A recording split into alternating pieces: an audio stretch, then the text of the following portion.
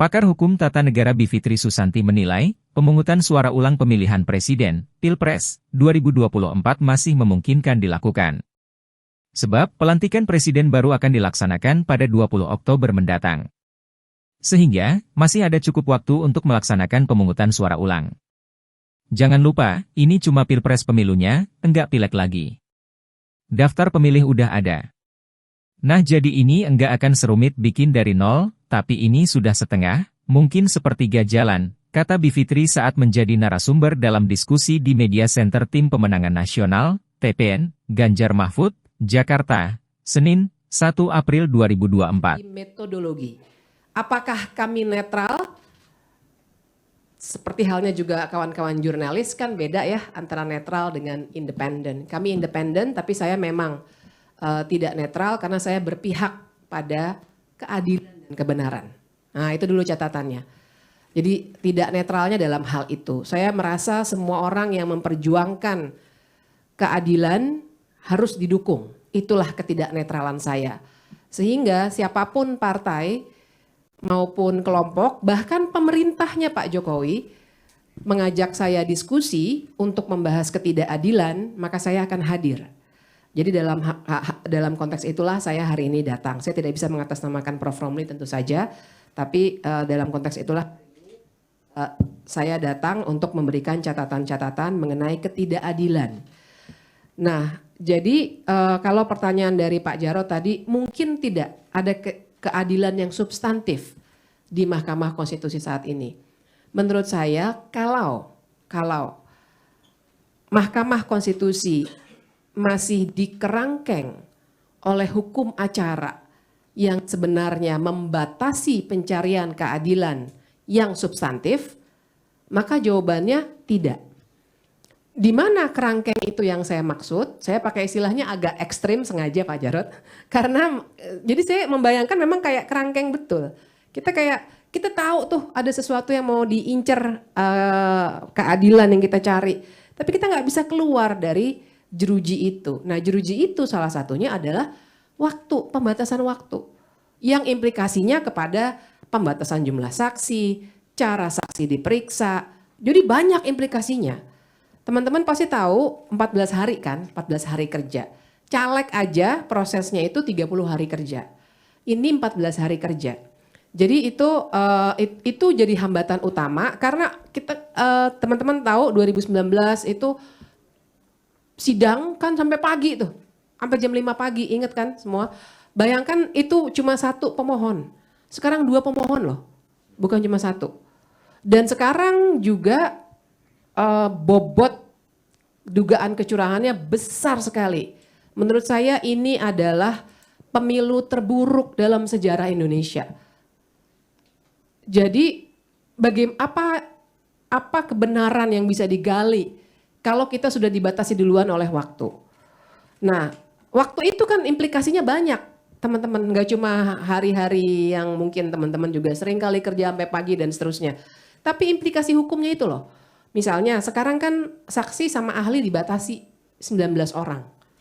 Kemudian dibatasi juga bahkan saksi fakta itu waktunya 15 menit, saksi ahli itu cuma 20 menit. Terus masing-masing pihak itu juga menanya, waktu untuk bertanya juga dibatasi. Nah jadi padahal saya sendiri dari pengalaman saya sebagai ahli, tapi dalam perkara-perkara lain ya, PUU ya, pengujian undang-undang di MK, saya tahu persis ketika menggali persoalan-persoalan itu pasti panjang. Nggak mungkin 15 menit, 20 menit itu ya mungkin, tapi nanti tidak mendapatkan hal yang harusnya kita cari di luar kerangkeng itu. Itu yang saya maksud dengan tidak mungkinnya dalam hal itu. Mungkin nggak ya mungkin, tapi kan nanti sama aja kayak teman-teman mungkin nggak puas. Aduh konferensi persnya cuma segini, karena nggak sempet nanya. Ya itulah yang akan terjadi nanti, bayangkan itu. Nah apakah mungkin 14 hari ini dilangkahi? Menurut saya sih sebenarnya mungkin aja. Karena MK tahun 2003 itu pernah dia sendiri yang mengesampingkan. Jadi istilahnya mengesampingkan dulu memang teman-teman. Baru kemudian belakangan pada perkara yang kedua dibatalkan. Mengesampingkan pasal 50 Undang-Undang MK 2003. Jadi waktu MK pertama kali berdiri. Karena apa? Karena Undang-Undang MK yang pertama itu membatasi MK pasal 50-nya, MK hanya boleh menguji undang-undang yang dibuat setelah amandemen konstitusi.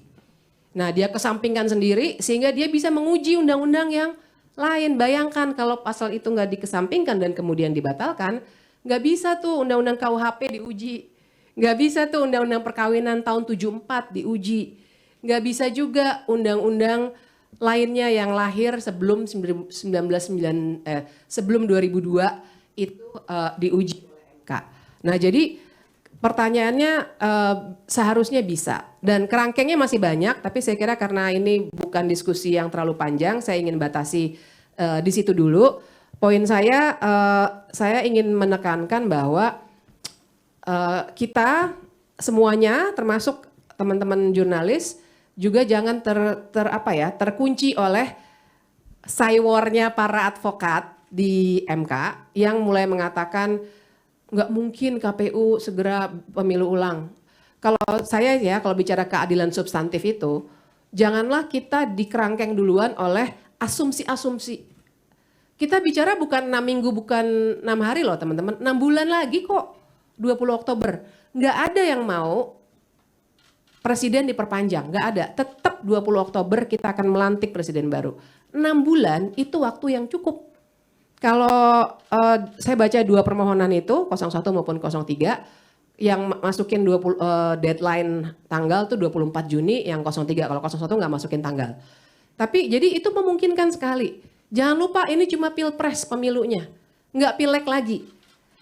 Daftar pemilih udah ada.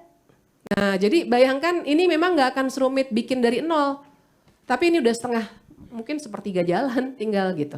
Jadi jangan kita mikirnya udah langsung kasihan KPU nggak sanggup, ya jangan dikasihani, KPU itu tugasnya memang itu.